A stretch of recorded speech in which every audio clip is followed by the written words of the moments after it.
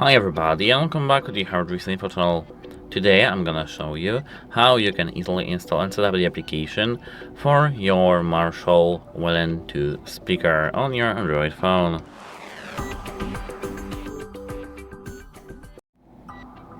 At first you need to go to Settings, here, and now into Connected Devices.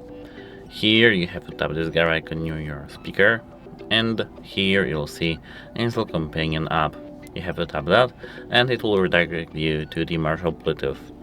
Apart from that, you can enter Play Store here and tap Search. In the search bar, you have to search for Marshall, and you'll see the same application here. Now you have to tap Install button, and the installation will begin.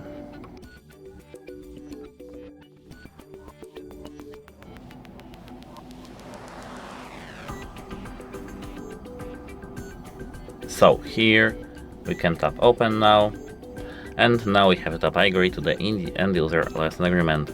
Then next, and here we can enter the email to stay updated and have some newsletter, but we can tap Skip to ignore it over here in the top right corner. And here we can partake in the quality program, but I'll uncheck that and tap Skip again.